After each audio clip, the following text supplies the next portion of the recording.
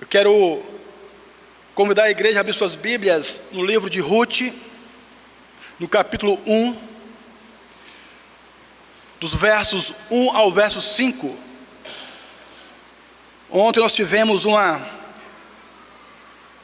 início desse estudo, no encontro da SAF. Foi uma introdução, mas as irmãs da SAF estão por dentro do livro de Ruth, viu?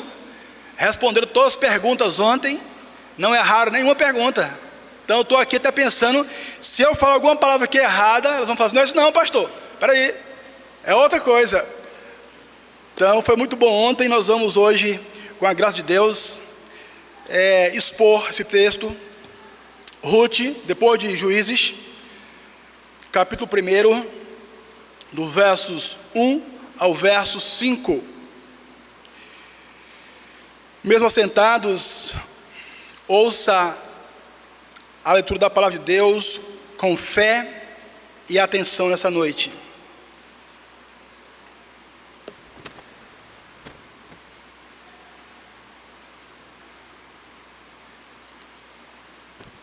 Diz assim o texto: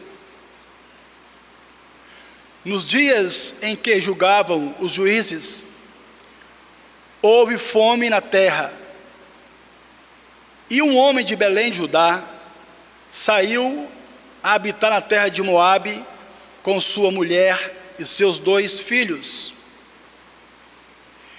Este homem chamava Elimeleque e sua mulher Noemi. Os filhos se chamavam Malom e Quilion, efrateus de Belém de Judá. Vieram à terra de Moabe e ficaram ali. Morreu Elimeleque, marido de Noemi, e ficou ela com seus 2 filhos, os quais casaram com as mulheres moabitas. Era o nome de uma Orfa e o nome da outra Ruth, e ficaram ali quase 10 anos. Morreram também ambos, Malom e Quilion, ficando assim a mulher desamparada de seus 2 filhos e de seu marido.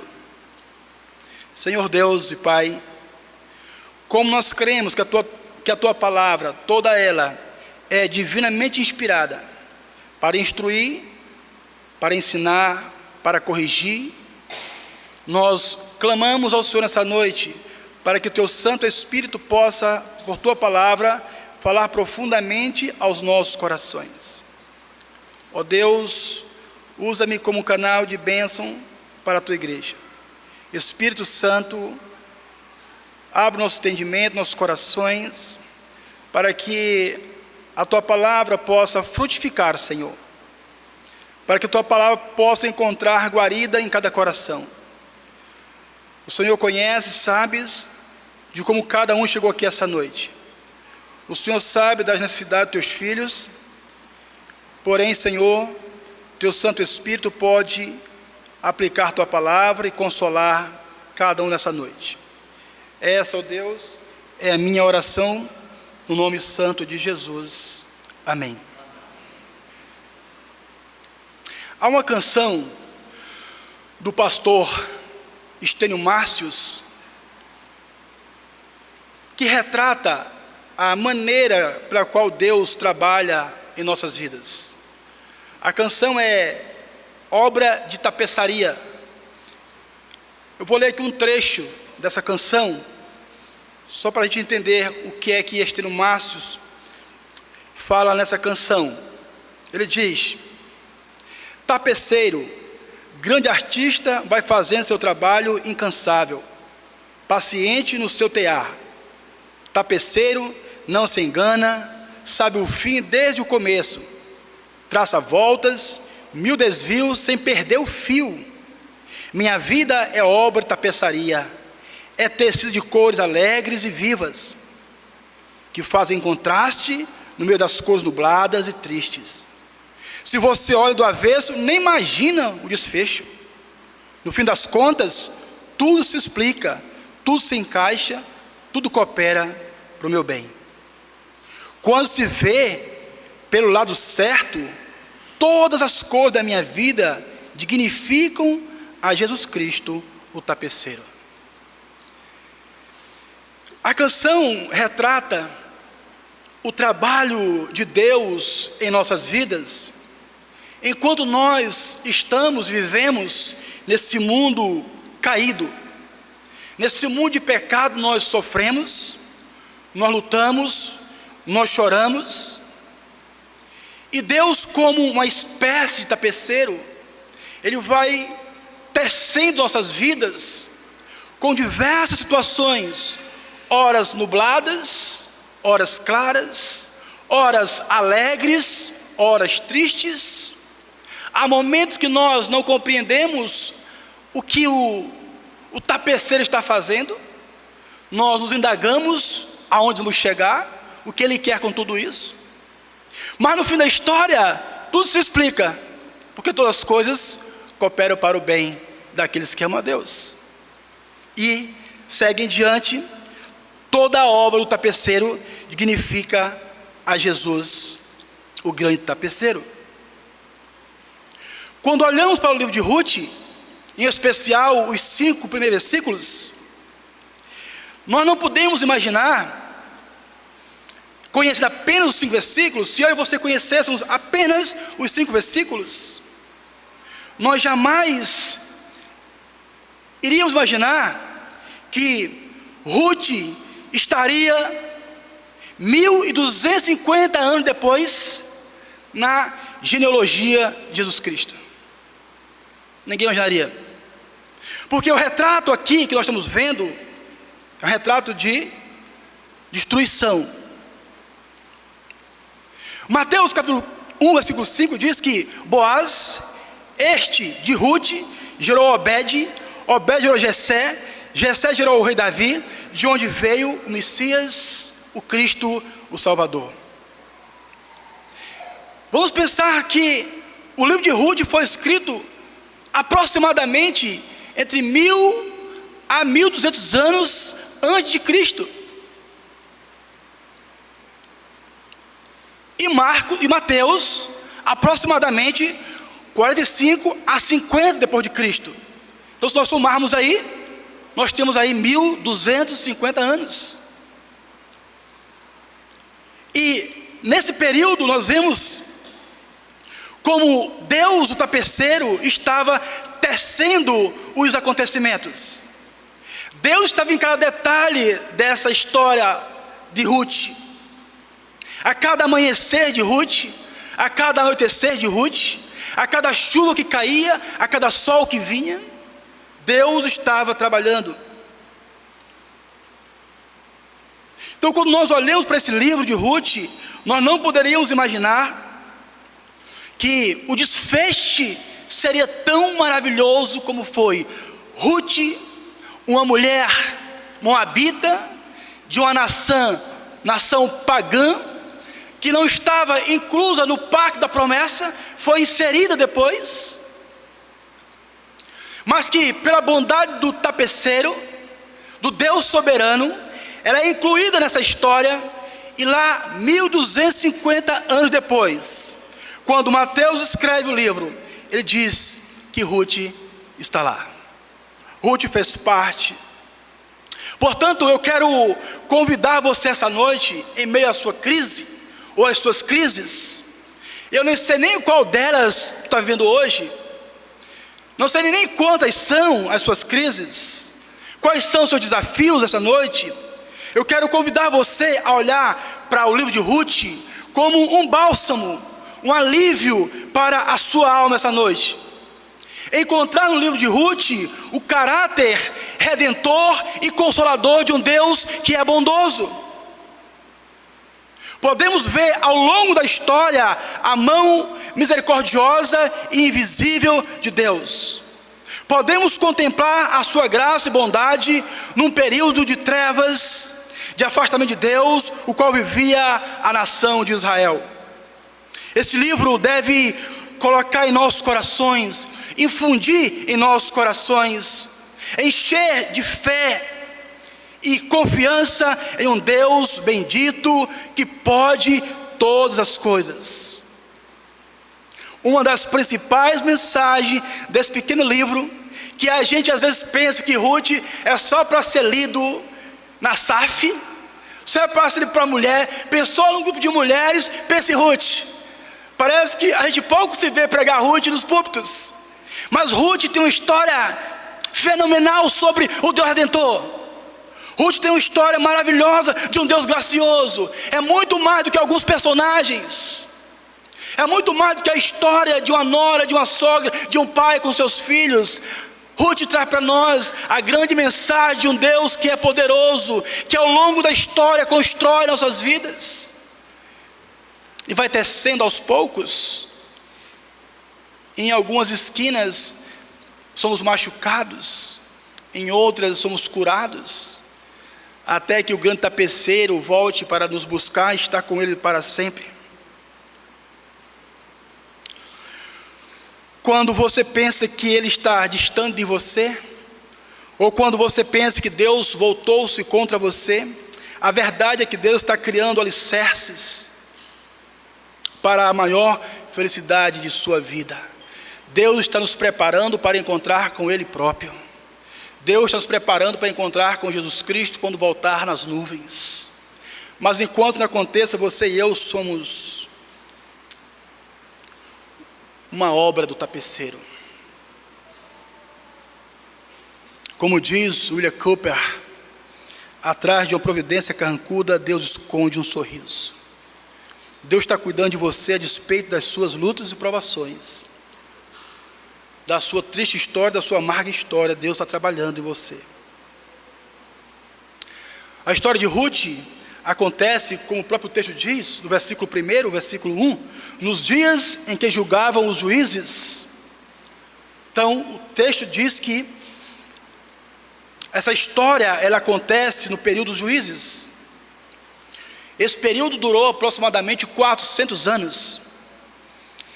E Ruth está introduzida nesse período, embora não saibamos qual foi o período exato, só sabemos que é nesse espaço de 400 anos.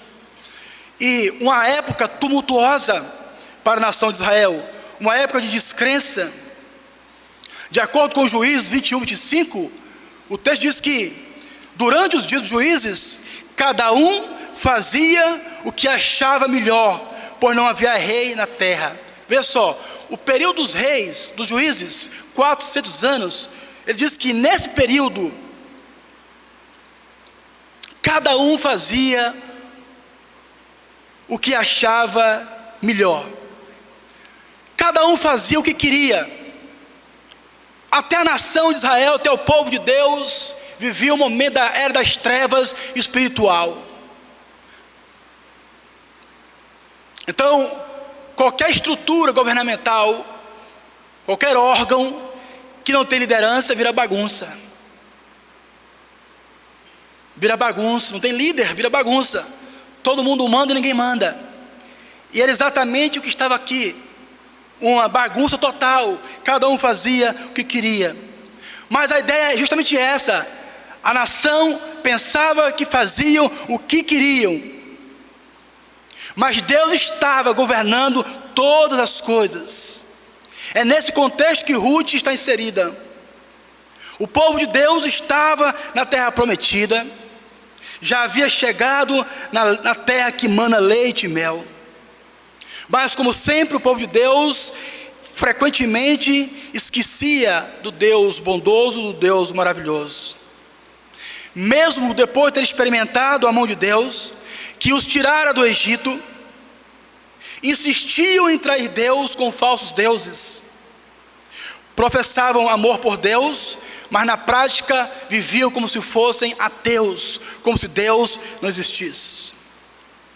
Portanto, a história de Ruth, ela é marcada por crise de fome, crise de necessidade, de imigração, tem que sair para outro país, mortes, retorno. Então tudo começa com a fome, depois tem que sair às pressas, depois as mortes, depois retornam para a cidade. E esse é um tempo difícil, porque é um tempo de apostasia. abandono da fé, abandono de Deus. E quando a apostasia chega, quando abandona Deus, consequentemente surgem problemas. É ordem moral, da ordem social, tudo vira uma bagunça, como diz o texto de Juízes. O nosso pastor Hernandes Lopes, falando sobre esse texto, ele diz que nessa época o povo alternou sua vida, oscilando entre sua rebeldia contra Deus e a sua volta para Deus. Havia uma instabilidade política, colapso moral, havia o adultério espiritual. O povo de Deus voltou-se para deuses, adorando outros deuses. Essa é a marca desse povo, e é nesse contexto que nós estamos, que eu quero tratar dessa noite com os irmãos sobre encontrando Deus nas crises. Encontrando Deus nas crises. Veja comigo o verso 1 ao verso 2.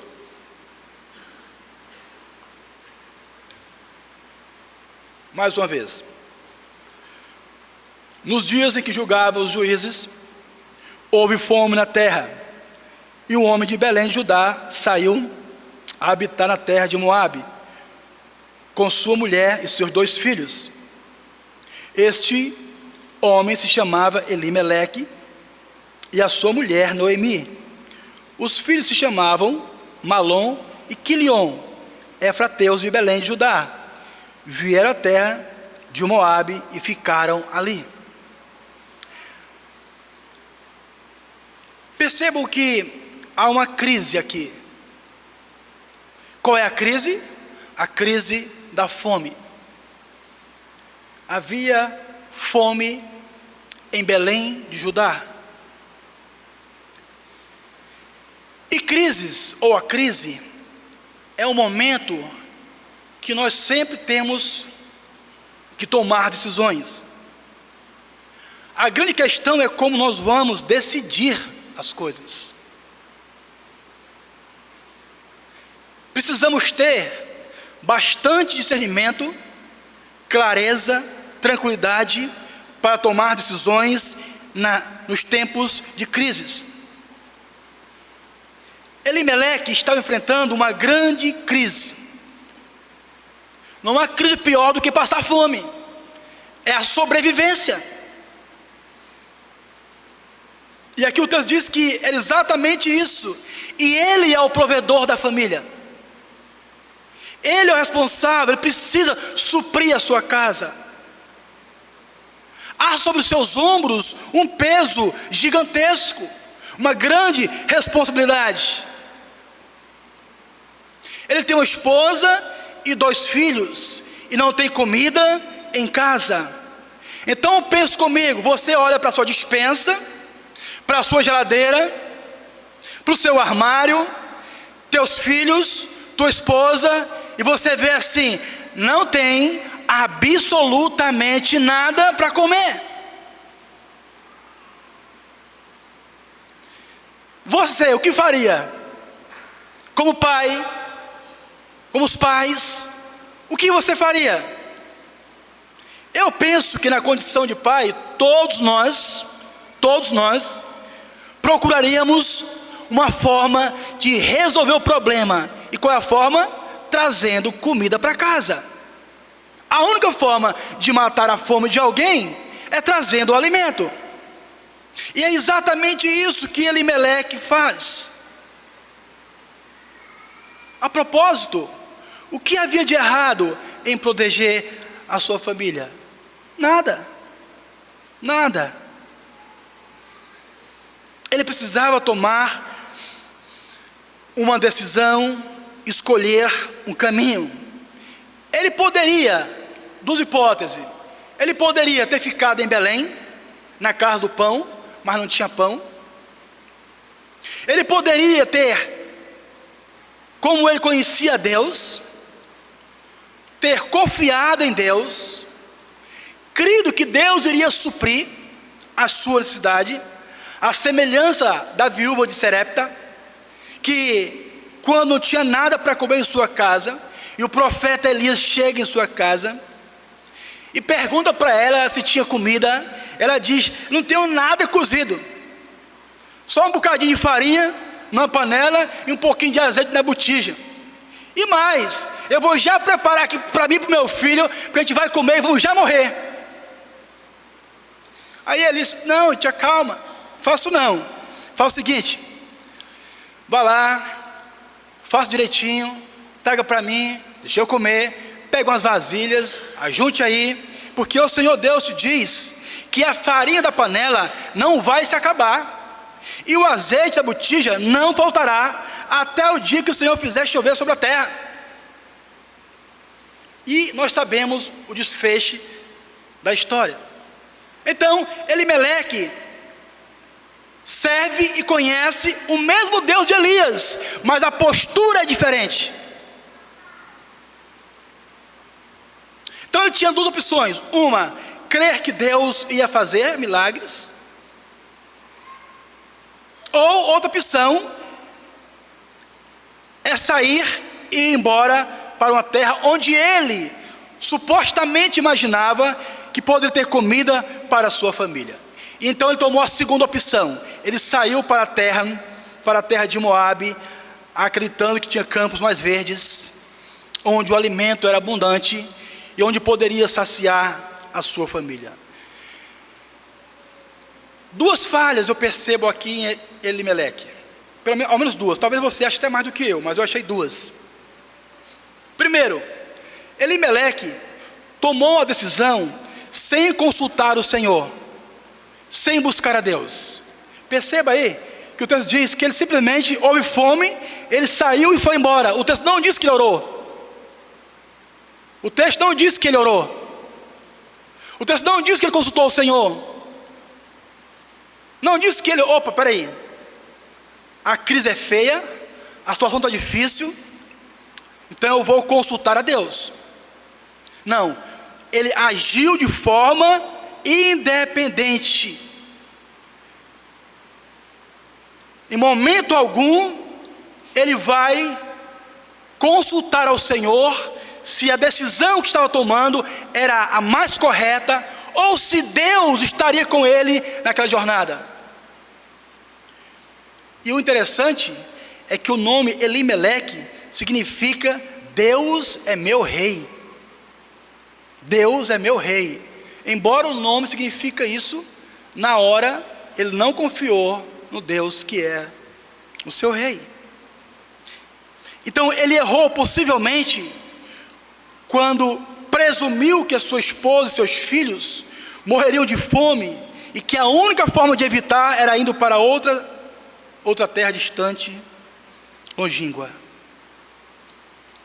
Pense comigo, a terra onde Elimeleque estava com a sua família, Belém de Judá, é a terra prometida, é a terra que mana leite e mel, é a terra garantida ao pai Abraão e aos seus filhos, os quais Elimeleque e sua família faziam parte. Ele estava no lugar certo. A terra pela qual ansiaram 400 anos enquanto viviam no cativeiro no Egito. A terra que estão é a terra pela qual 40 anos ficaram no deserto até chegar nela, até entrar nela. Foi a terra que causou muitas mortes, derramou muito sangue, batalha contra os filisteus, os amorreus, amaleguitas e tantos outros. É a terra onde a nação de Israel sonhava viver. É a terra que Deus havia prometido como a terra que garantia leite e mel para eles. Ao invés disso, Elimeleque toma a decisão precipitada, a decisão de sair sem consultar a Deus. Meus irmãos, em muitos momentos nós também agimos como Elimeleque. Nós também, em muitos momentos, quando os problemas nos acercam, quando os problemas vêm sobre nós nós entramos automaticamente no modo de sobrevivência. Nós planejamos, fazemos um prognóstico das coisas, andamos pelo meio, se, talvez, pensa daqui, pensa dali, às vezes nem dorme à noite, rola na cama a noite inteira, por causa daquela situação que você está vivendo hoje, está nem dormindo às vezes. Será? Se, vou fazer isso, vou fazer aquilo, e se der certo? Se não der certo? Tomamos nossas decisões, e muitas vezes nós pensamos como ele: se Deus não impediu, logo deve ser a vontade de Deus. Como Jonas, nós rumamos para longe de Deus, quando Deus nos convida a nos confortarmos com Ele, e nós vamos para longe do Senhor. Nós precisamos lembrar que Deus não está longe, Deus não está distante de você, Deus não está inerte à sua causa, Deus não está mudo à sua causa, Deus não está alheio à sua causa, Deus não está indiferente ao seu sofrimento ou à sua crise. Não, Deus está totalmente interessado em você, em suas lutas, seus sofrimentos. Nós não sofremos porque Deus está distante de nós, mas é porque muitas vezes nós mesmos escolhemos confiar e não confiar no Senhor e confiar nas nossas forças. Perceba que o texto bíblico, ele não condena a ação de Elimeleque. O texto não condena. Sabe quem é que vai condenar Elimeleque? As consequências, os resultados. O texto não condena, o texto não proíbe, mas as consequências de suas escolhas o condenam. As consequências, o resultado diz: você fez uma grande bobagem, você cometeu um grande erro. É por isso que nós devemos aprender pela relação da causa e efeito. Todas as vezes que nós tivermos situações difíceis, pararmos para analisarmos, perguntar: Senhor, o que é que o Senhor quer com tudo isso? Qual é o ponto que o Senhor quer que eu aprenda com tudo isso? Porque algum ensinamento Deus tem para nós nas crises, nas lutas que nós enfrentamos. Elimeleque, apesar de estar na terra prometida, saiu da terra da promessa e foi para outro lugar. E esse foi o segundo erro de Elimeleque. Veja comigo versículo 2, parte B, verso 3. O segundo erro dele que eu encontrei foi esse. Verso 2, parte B. Noemi, os filhos se chamavam Malom e Quilom, efrateus de Belém, Judá, vieram à terra de Moabe e ficaram ali. Morreu Elimeleque, marido de Noemi, e ficou ela com seus 2 filhos. No anseio de proteger sua família da fome, Elimeleque sai da terra prometida, que mana leite e mel, da terra que o Senhor deu a eles, e ele parte para uma terra distante, para uma terra dos Moabitas, uma terra de um povo pagão, que não cultuava o Senhor. Moabe ficava localizada a leste do Mar Morto, aproximadamente 50 quilômetros de Belém. E lá em Israel, essa cidade Moabe não era bem quista, não era bem vista.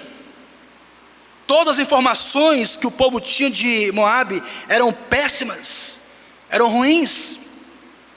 Por exemplo, a origem da cidade de Moabe teve a sua origem no incesto de Ló com a sua filha mais velha.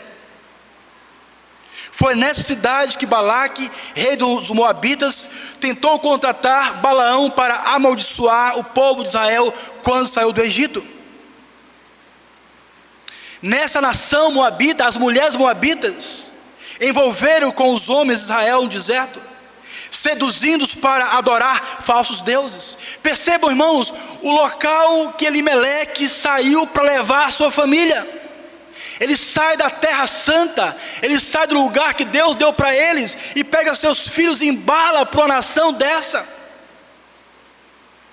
Um lugar que totalmente contra a vontade de Deus. Eu pergunto, será que esse lugar parece uma boa escolha para criar uma família crente? Para criar uma família piedosa?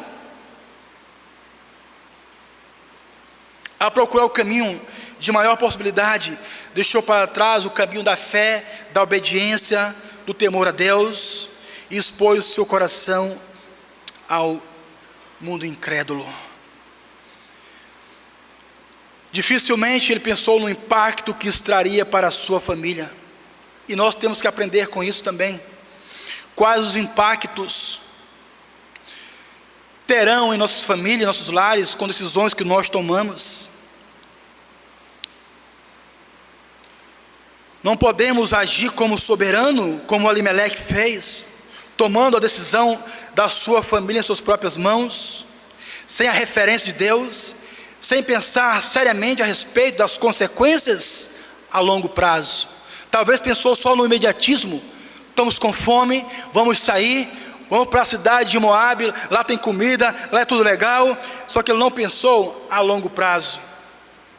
Então, a decisão de Elimeleque é uma decisão de falta de fé, é uma decisão de falta de confiança em Deus.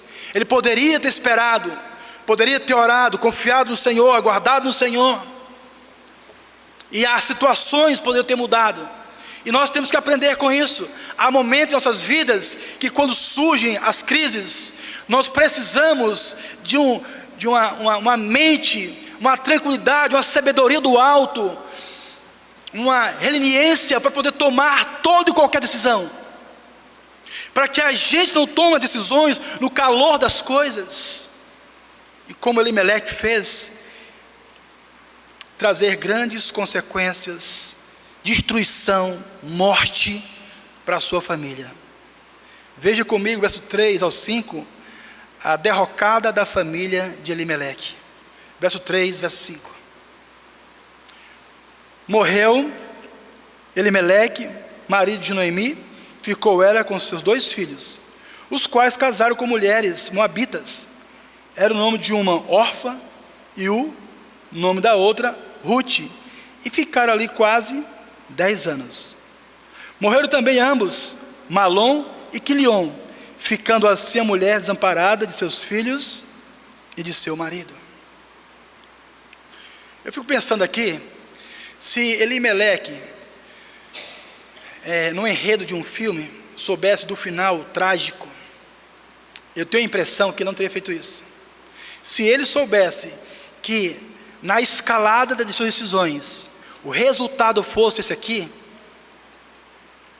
se ele tivesse visto o que iria acontecer, ele não teria ido, como o texto diz, passar um tempo em Moabe.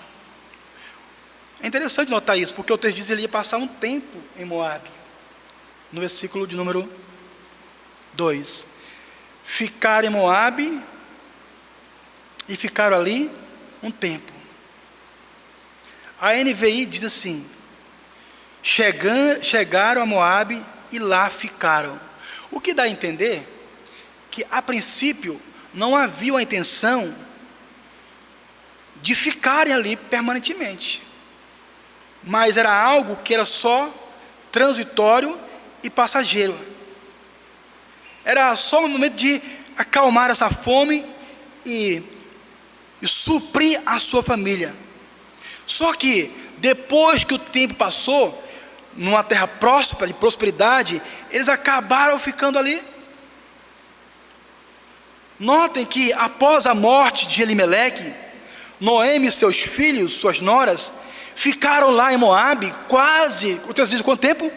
quase 10 anos.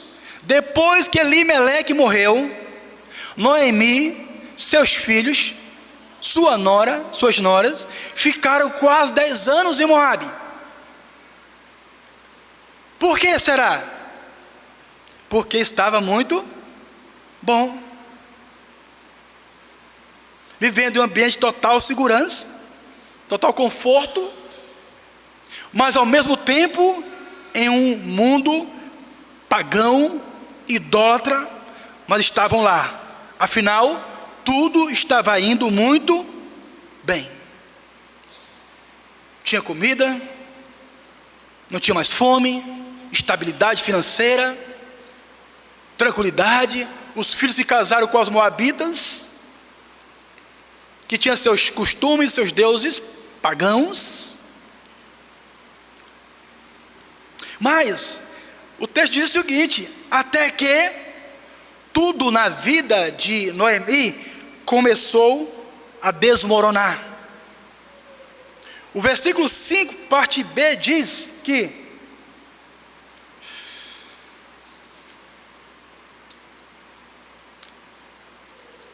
versículo 5 por completo: morreram também ambos, Malom e Quilom, ficando assim a mulher, o quê? Desamparada de seus filhos e de seu marido. Que situação que essa mulher está agora, no contexto que nós estamos aqui de Israel. Uma mulher sozinha, viúva, como as duas viúvas, era muita humilhação. E o texto diz que ela está desamparada.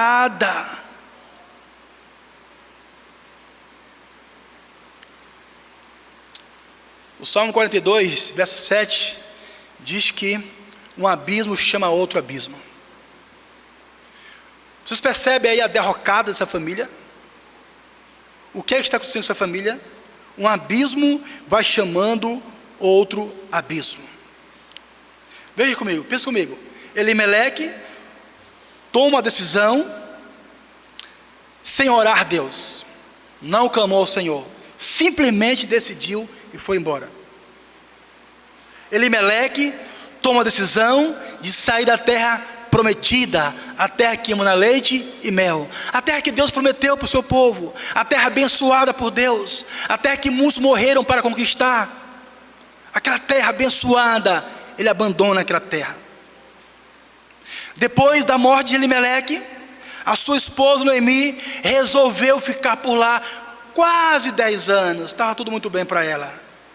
Seus filhos se casaram com as moabitas, e o que era proibido pela lei.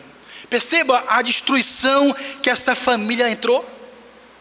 Uma decisão única, de sair de um lugar, sem consultar Deus, sem falar com o Senhor, desembocou em várias destruições, e aqui é literalmente morte.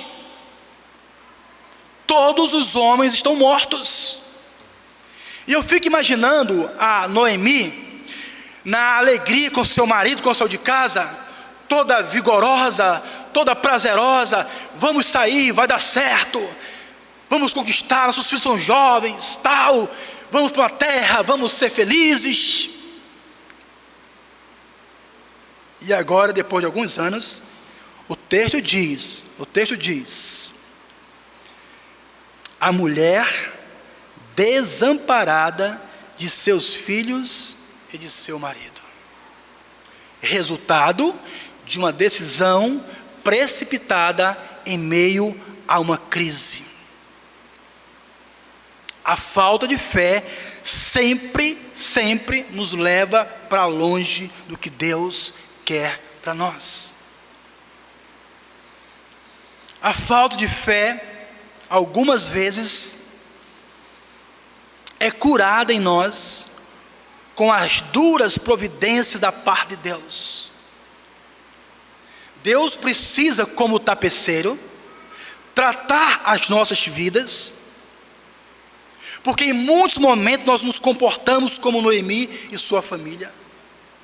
Achamos que os campos de Moabes, os campos das vidas, as decisões que tomamos, são melhores do que estar na presença de Deus.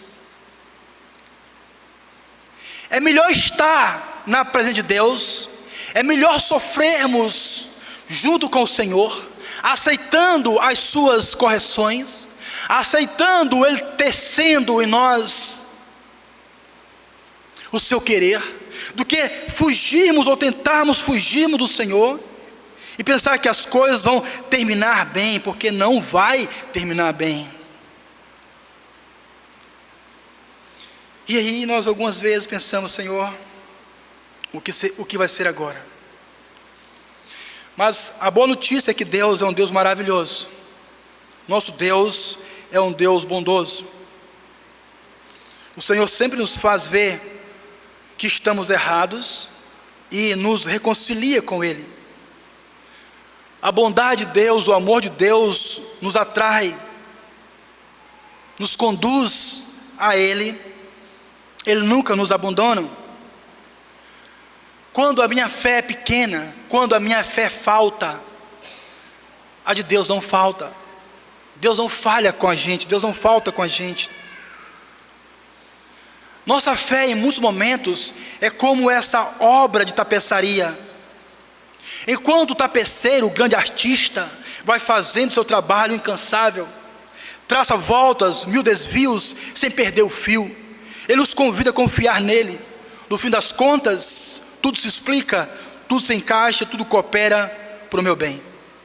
Todas as cores da minha vida dignificam a Jesus Cristo, o tapeceiro.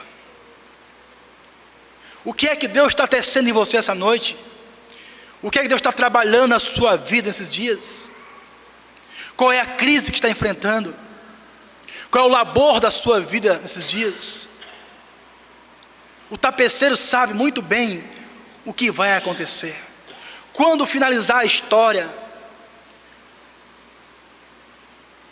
quando as cortinas se fecharem, a sua história, a minha história, nas mãos do Senhor, terá o final belíssimo, terá um final lindo. Não sou eu quem garanto isso. Quem garante isso é o próprio Senhor Jesus. É o próprio Senhor Jesus que afirma que as nossas vidas estão em suas mãos e que ninguém pode arrebatá-las dele. Eu quero concluir dizendo: Noemi e Elimeleque deixaram a terra prometida em rebeldia e em busca da falsa bênção do pão de Moabe. Noemi e Elimeleque foram em busca de um pão terreno, um pão falso, um pão ilusório, um pão transitório, um pão passageiro.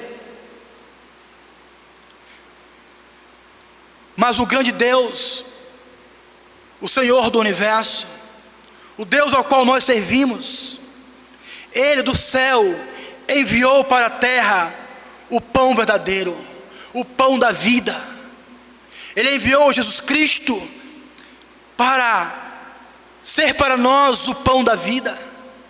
Jesus deixou o trono de glória para trazer a verdadeira comida aos homens. Em João 6,35, Jesus declarou: eu sou o pão da vida, o que vem a mim jamais terá fome, o que crê em mim jamais terá sede. Jesus é a única fonte satisfatória para todos aqueles que estão sedentos. Jesus é o pão que alimenta, que não precisa ir em busca de outros deuses, de outras soluções. Ele se coloca para nós como aquele que pode todas as coisas. Embora em muitos momentos nós não conseguimos entender o que é que Deus está fazendo, mas tão somente creia nessa noite, que como o tapeceiro, a sua vida, tudo vai se encaixar perfeitamente. E todas as cores da sua vida, todas as lutas e provações, os sofrimentos, as angústias, as crises que você passa, dignifica a Jesus Cristo, o tapeceiro. Porque é nas crises que eu e você conhecemos e experimentamos ainda mais de um Deus bondoso, gracioso e verdadeiro. Que Deus em Cristo nos abençoe.